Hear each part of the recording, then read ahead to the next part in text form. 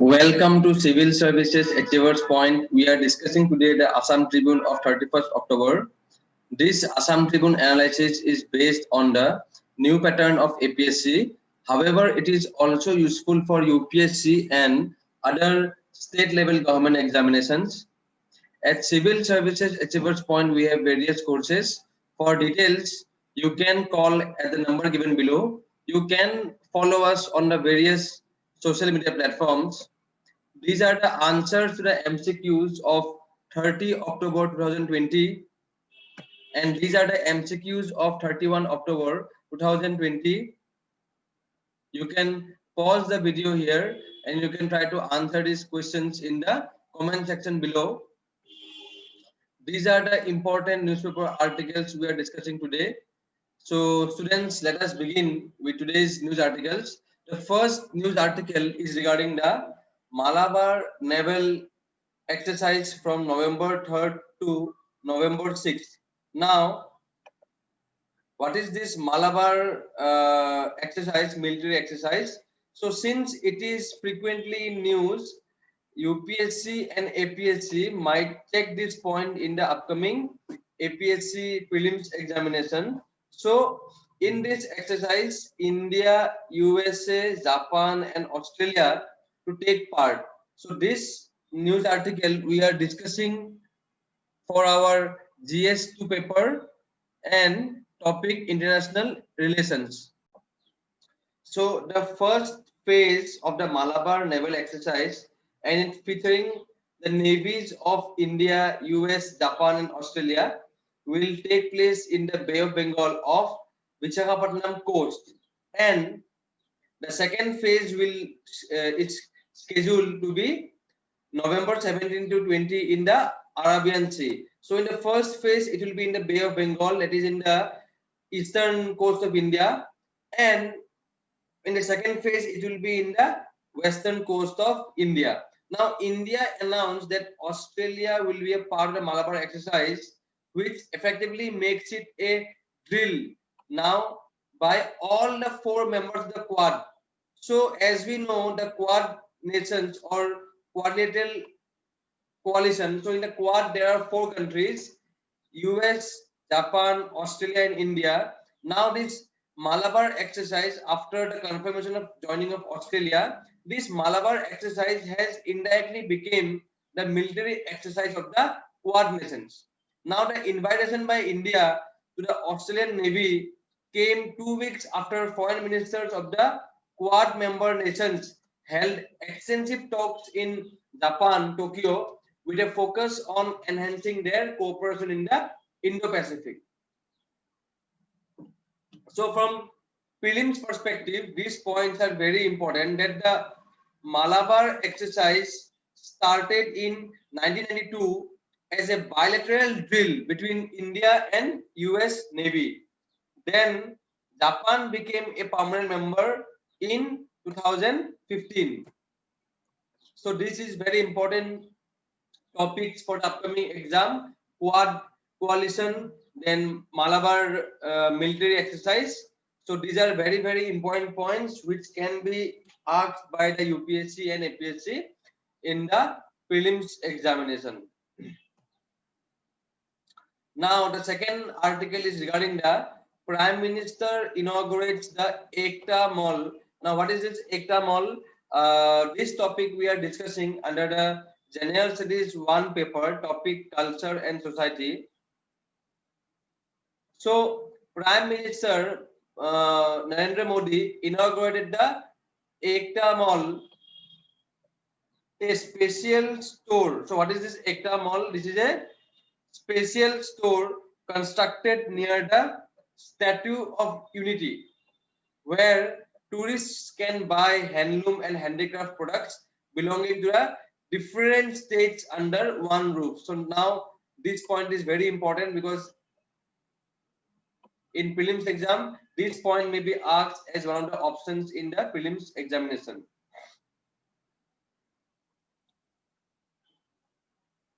So the Prime Minister spent a considerable amount of time at the stalls selling traditional items from J&K, Jammu and Kashmir and the Northeast region. The mall, developed on the theme of unity in handicraft and handloom diversity, is spread across 35,000 square feet, and it is near the 182-meter tall statue of Unity at Kevadia in Gujarat's Narmada district. So, in which district it is? In the Narmada district of Gujarat. Now, coming to the next important article. So, this is in news from last few days that Indian industrial sector is more now inclined towards the production linked incentive or result oriented incentives.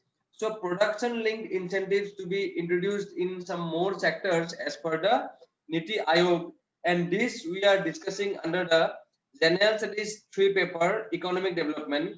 So the government will introduce the production linked incentive PLI scheme for more sectors to boost the domestic manufacturing, and this was the statement by the vice chairman of Niti Aayog, Rajiv Kumar.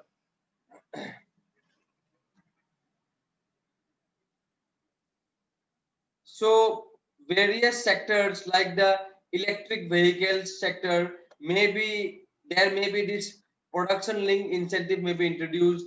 So this will also attract the foreign investment, and it will imbibe the trust so that investment can be regularly and frequently brought to India. Now coming to the next important article, fresh identification of the PSUs, that is the public sector undertakings, gives momentum to the government's self plan. So this article we are discussing under the paper GS3 and topic economic development. So the government proposes to start afresh the process to form up the list of companies for strategic sale and disinvestment as change market dynamics and the need for distinguishing between strategic and non-strategic sectors so that the sell-offs can be planned. So basically, the public sector undertakings which are in the non-strategic sectors, the government plans to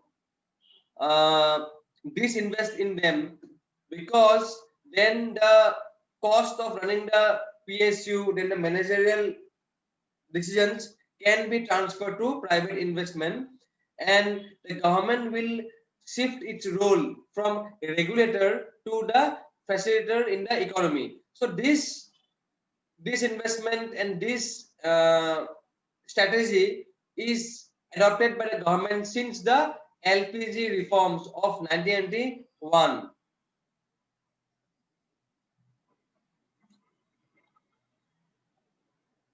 So here it is given certain sectors like strategic and certain sectors are non-strategic. So non-strategic sectors like heavy engineering, pharmaceuticals, aviation, the government may consider complete exit by selling majority of its shares to the strategic investors. So this is a very important point. It may come in prelims and as well as mains examination. Now, the next article, Bangladeshi floating hospital treats flood hit community. So this we are discussing under the General Studies 2 paper, International Relations. So in late July, volunteers from a Bangladeshi charity started getting calls seeking support from people from the country's vast coastal region, which was under the floods. Now, as the flood water started receding, the Vidyananda Foundation quickly decided to hire a tourist boat to provide basic health care for those seeking aid. Now, the country's coast guards came forward and eventually turned into a floating hospital called Zibon Khaya or lifeboat. So, this point may be asked in the upcoming prelims examination since it is a very important. So this question will be asked by APSC. Very probable that if UPSC or APSC will ask this question, that what is Zibon Khaya? Then you can note this point under Apne Desh Ko Jano initiative, that who is known as the Bismarck of India. So this is the first point which you should know. who is known as the Bismarck of India. And the second point which we should know is that National Unity Day, which day is it celebrated? So in the comment section, you may mention who is known as the Bismarck of India and which day is celebrated as the National Unity Day. So here we have already discussed in our last current affairs class regarding the Vigilance Awareness Week between 27 October to 2nd November.